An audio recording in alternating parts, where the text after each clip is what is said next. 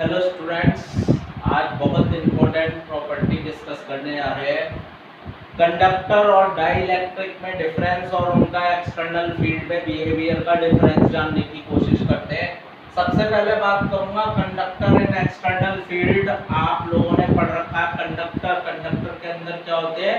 Free charge carrier, free electrons होते हैं conductor के अंदर। तो अगर कंडक्टर के अंदर फ्री इलेक्ट्रॉन होते हैं और आपने उन्हें एक्सटर्नल फील्ड में रख दिया कंडक्टर को, तो इसके आपने पढ़ रखा है, बताने की जरूरत है तो फिर याद दिला देता हूं, F इज टू QE। अगर कोई चार्ज इलेक्ट्रिक फील्ड में है तो उस पर फोर्स लगेगा। तो जब कंडक्टर को एक्सटर्नल फील्ड में रखेंगे तो इसके अंदर जो फ्री इलेक्ट्रॉन है वो अपने आप को रीअरेंज करेंगे, उन पर फोर्स लगेगा। और क्योंकि इलेक्ट्रॉन कैसे होते हैं? नेगेटिव। तो अगर पॉजिटिव चार्ज होता है तो उस पर फोर्स इलेक्ट्रिक फील्ड की डायरेक्शन में लगता है, और अगर नेगेटिव चार्ज होता है तो उस पर फोर्स इलेक्ट्रिक फील्ड के अपोजिट लगता है। तो इसके अंदर जो फ्री इलेक्ट्रॉन होते हैं एक्सटर्नल फील्ड में रखने पर उन पर फोर्स लगेगा एक्सटर्नल फील्ड के अपोजिट। तो इलेक्ट्रॉन इधर एक्सटर्नल फील्ड के अपोजिट आएंगे और तो यहाँ पॉजिटिव इंड्यूस चार्ज आ जाएगा, यहाँ नेगेटिव इंड्यूस चार्ज हो जाएगा। क्यों होगा ये इंड्यूस चार्ज? का क्या मतलब है? इसके अंदर चार्ज इंड्यूस हो जाएंगे, मतलब नेगेटिव चार्ज इलेक्ट्रॉन इधर इसके एक्सटर्नल फील्ड के अपोजिट फोर्स की वजह से इस साइड और पॉजिटिव चार्ज इधर आ जाएगा। लेकिन ये जो फ्री मूवमेंट होता है इलेक्ट्रॉन का, इसीलिए इसके अंदर जो इलेक्ट्रिक फील्ड आएगा वो एग्जैक्टली एक्सटर्नल फील्ड को काउंटर बैलेंस करेगा। यानी कि इसके अंदर जो नेट इलेक्ट्रिक फील्ड रहेगा कंडक्टर के अंदर, वो एक्सटर्नल फील्ड माइनस इसके अंदर का जो इंड्यूस फील्ड है उसके अपोजिट जो इंड्यूस फील्ड आया, इधर प्लस इधर माइनस है, तो इंड्यूस फील्ड इसके अपोजिट आया डायरेक्शन में और इसके इक्वल भी आएगा, तो दोनों कैंसिल हो जाएंगे, तो नेट फील्ड जीरो हो जाएगा। बहुत इंपॉर्टेंट प्रॉपर्टी है। कंडक्टर के अंदर इलेक्ट्रिक फील्ड जीरो होता है, चाहे वो एक्सटर्नल फील्ड ना लगाए तो भी, और अगर एक्सटर्नल फील्ड लगा दिया तो भी आप देख सकते हैं इसके अंदर का फील्ड कितना हो गया है, इसके अंदर नेट इलेक्ट्रिक फील्ड जीरो हो गया है। तो अब इसकी प्रॉपर्टी हम यूज कर सकते हैं, इसको बहुत ध्यान से समझिएगा। इस बात को हम बहुत ज्यादा एप्लीकेशन प्रैक्टिकल ले सकते हैं, वो है electrostatic shielding. Electrostatic shielding, shield करना, शील्ड जानते हैं ना, शील्ड करना टू प्रोटेक्ट। तो अगर मैं कोई कंडक्टर लूं और उसके अंदर कोई कैविटी ले लेता हूं, कैविटी तो समझते होंगे, कोई होल बना लेता हूं, कैविटी ले लेता हूं किसी भी शेप की, किसी भी साइज की। अब इसके ये जो कंडक्टर है, ये कंडक्टर है, इसके अंदर मैंने क्या कर दिया? कैविटी ले ली। अब चाहे इसके बाहर कोई फील्ड है या नहीं है उससे कोई फर्क नहीं पड़ेगा, चार्ज है इसके ऊपर नहीं है उससे फर्क नहीं पड़ेगा, इसके अंदर हमेशा फील्ड जीरो आएगा।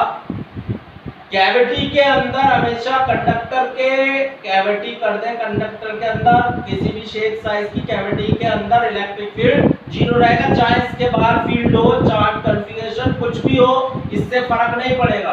तो whatever may be the charge and field configuration outside the conductor, field inside cavity of conductor is always zero. इसके बाहर फील्ड होता तो भी कोई फर्क नहीं, तब भी इसके अंदर फील्ड जीरो होता, बाहर फील्ड नहीं है तो भी इसके अंदर फील्ड जीरो है, इसकी शेप क्या हो, साइज क्या हो, इससे फर्क नहीं पड़ता। कंडक्टर के अंदर फील्ड हमेशा जीरो होगा, इसके अंदर कैविटी कर देंगे तो उसके अंदर भी फील्ड हमेशा जीरो ही रहना है। तो इसी प्रॉपर्टी को, इसी को कहते हैं इलेक्ट्रोस्टैटिक शील्डिंग। मतलब अगर बाहर कुछ भी इलेक्ट्रिक इफेक्ट आ रहा हो, कंडक्टर के अंदर कैविटी जो होगी वो सेफ रहेगी आउटसाइड इलेक्ट्रिक फील्ड से। तो इसी को हम कहते हैं इलेक्ट्रोस्टैटिक शील्डिंग या इलेक्ट्रोस्टैटिक स्क्रीनिंग। इसको हम यूज कर सकते हैं, बहुत डेलिकेट और कॉस्टली इलेक्ट्रिकल इंस्ट्रूमेंट होते हैं, उसको प्रोटेक्ट करने के लिए हम इस इफेक्ट को यूज कर सकते हैं। कैसे? डिस्कस कर लेते हैं कैसे। अगर आप इस तरह का कोई अरेंजमेंट बना लेते हैं, ये इस तरह का, इसे मैं नाम, यहाँ एक्सटर्नल फील्ड बाहर आ रहा है, इसको नाम देता हूं मैं फैराडे केज, फैराडे केज कहता हूं मैं, ये फैराडे केज है। अब इसमें क्या होता है, ये हॉलो कंडक्टर है। अब इसके अंदर अगर आपने कोई भी डेलिकेट इलेक्ट्रिकल इंस्ट्रूमेंट रखा तो बाहर का चार्ज आए, बाहर इलेक्ट्रिक फील्ड हो, अंदर इलेक्ट्रिक फील्ड हमेशा जीरो रहेगा इसके। तो इसके अंदर कोई भी इलेक्ट्रिकल इंस्ट्रूमेंट रख देंगे तो वो सेफ रहेगा, क्योंकि इसके अंदर इलेक्ट्रिक फील्ड नहीं आ सकता। अब कभी भी आप बाहर हो घर के और अचानक से आपको लगता है लाइटनिंग हो रही है, तो पेड़ के नीचे छिपने की कोशिश ना करें। आप देखें कोई हॉलो पाइप है वहां पर, या पुरानी कोई बस खड़ी है, खराब बस खड़ी है, या कोई भी मेटल का आपके पास हॉलो केज मिल जाए, उसके अंदर छिप जाइए। तो बाहर की जो लाइटनिंग हो रही है वो आप पर असर नहीं डालेगी, क्योंकि उसके अंदर कंडक्टर के अंदर फील्ड जीरो होता है। अब आपको दूसरा मटेरियल, कंडक्टर के अलावा भी हमारे पास दूसरे तरह के सब्सटेंस होते हैं, वो भी आपको पता है। उनको हम कहते हैं डाइइलेक्ट्रिक सब्सटेंस। डाइइलेक्ट्रिक सब्सटेंस क्या होते हैं, ये इंसुलेटिंग सब्सटेंस या इंसुलेटिंग पड़े हैं, जिनमें आपके पास इलेक्ट्रॉन फ्री नहीं होते, फ्री चार्ज कैरियर नहीं होते। तो डाइइलेक्ट्रिक भी इंसुलेटिंग सब्सटेंस है, बस इनमें क्या फर्क होता है, ये gets polarized in external electric field. External electric field में रखने पर ये पोलराइज्ड हो जाते हैं, यानी इनमें चार्ज इंड्यूस हो जाएगा। कैसे होगा वो अभी डिस्कस करते हैं। एग्जांपल ले लेते हैं डाइइलेक्ट्रिक के, माइका है, वाटर है, पेपर है, पैराफिन वैक्स है, एटसेट्रा, ये सब होते हैं हमारे पास डाइइलेक्ट्रिक। तो डाइइलेक्ट्रिक भी क्या है, इंसुलेटर। वह फर्क क्या है, इंसुलेटिंग में टाइटली बाउंड इलेक्ट्रॉन होते हैं, बहुत टाइटली बाउंड होते हैं, इनमें थोड़ा सा लूज होंगे, यानी कि एक्सटर्नल फील्ड में रखने पर इनमें पोलराइजेशन हो जाएगा। तो दो तरह के इनके मॉलिक्यूल हो सकते हैं। डाइइलेक्ट्रिक जो मटेरियल होते हैं, इनके मॉलिक्यूल्स, दो तरह के सब्सटेंस, इनके मॉलिक्यूल्स जो होते हैं डाइइलेक्ट्रिक सब्सटेंस के, वो दो तरह के होते हैं। या तो पोलर मॉलिक्यूल्स होंगे। पोलर मॉलिक्यूल्स क्या होते हैं, नाम से पता लग रहा है, इनके पॉजिटिव और negative charge centres are separated, that is molecule have permanent dipole moment even in absence of external field but in random direction. एक एग्जांपल लेते हैं, H2O, HCl, ये सब क्या है, पोलर मॉलिक्यूल है, आयनिक होते हैं। एग्जांपल लेके चल रहे हैं H2O। H2O का एग्जांपल है, ये O है आपके पास, लोन पेयर ऑफ इलेक्ट्रॉन होते हैं, नेगेटिव चार्ज होता है। ये आपके पास एक H, ये गया एटम, एक H, ये गया एटम। इन दोनों HH के बीचों बीच एक पॉजिटिव चार्ज सेंटर होगा इनके। तो ये नेगेटिव हो गया, ये पॉजिटिव हो गया, नेगेटिव और पॉजिटिव अलग अलग हो गए, नेगेटिव पॉजिटिव यानी डाइपोल बन गया। तो इनमें डाइपोल मोमेंट है और एक्सटर्नल फील्ड नहीं लगा हुआ है। वह फर्क क्या होगा, इनके ये जो मॉलिक्यूल होंगे इनमें डाइपोल मोमेंट होगा। ये एक मॉलिक्यूल है, ऐसे ऐसे हजारों मॉलिक्यूल होंगे, तो सबका डाइपोल मोमेंट एक तरफ ही नहीं होता, टेम्परेचर की वजह से ये गया। एक्सटर्नल फील्ड बाहर का नहीं है, जीरो है।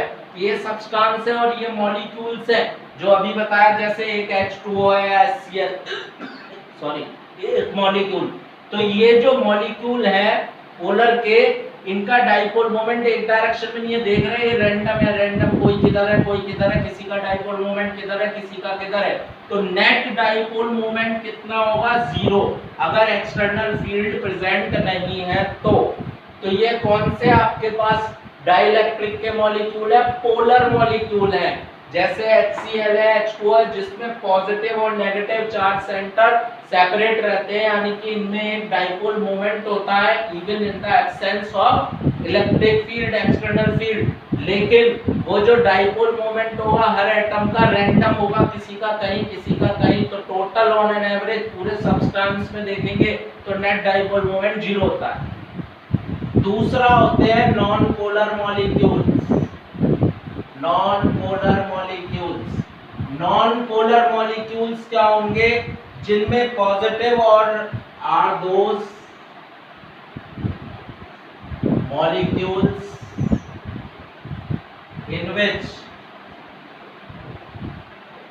Positive and negative charge centres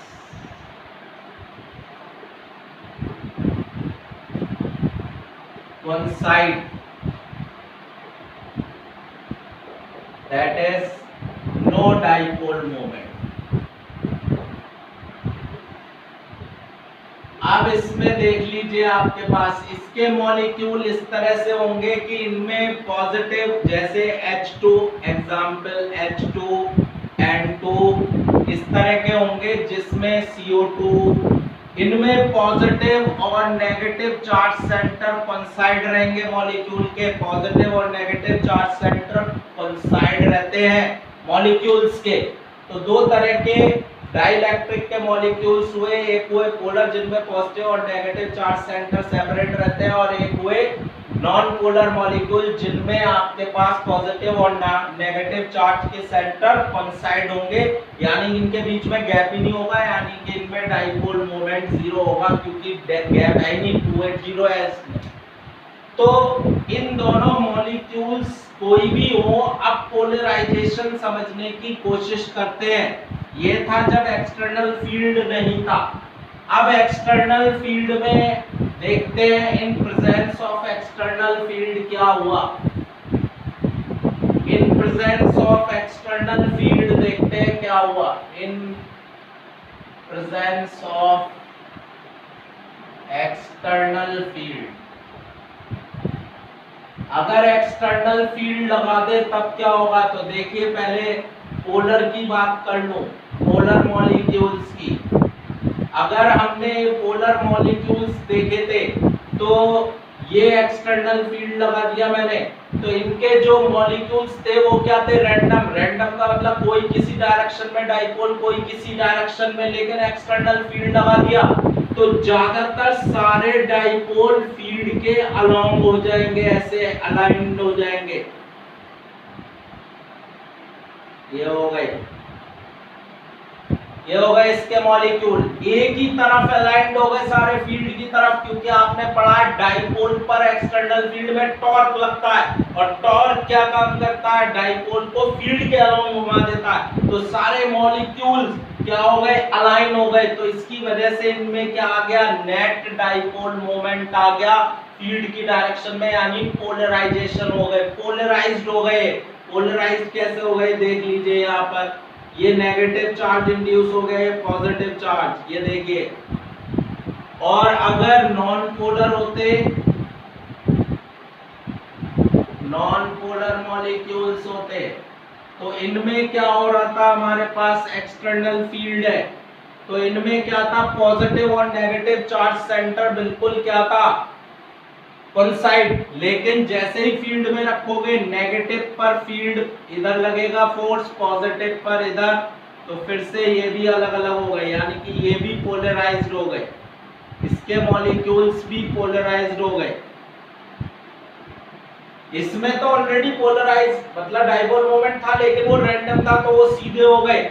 इसमें प्लस और माइनस क्या थे, आपके पास एक ही तरफ थे, लेकिन एक्सटर्नल फील्ड लगाओगे तो क्या होगा, आपके पास प्लस पर फोर्स फील्ड की तरफ लगेगा, प्लस इधर हो जाएगा, और माइनस पर फील्ड फोर्स इधर लगेगा फील्ड के अपोजिट, तो वो इधर आ जाएगा। तो प्लस और माइनस क्या हो गए, सेपरेट हो गए, नहीं हो गए, यानी कि ये भी, ये देखिए प्लस माइनस शिफ्टिंग हो गई, सेपरेट हो गए, यानी ये भी पोलराइज्ड हो गए।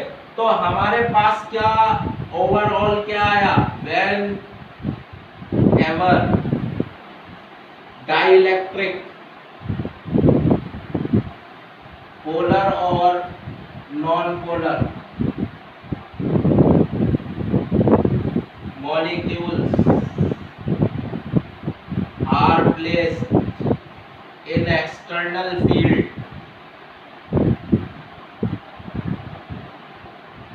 they get polarized, पोलराइज्ड हो जाते हैं। तो इसी को फिर नेक्स्ट चैप्टर में, नेक्स्ट लेक्चर में आगे बढ़ाएंगे।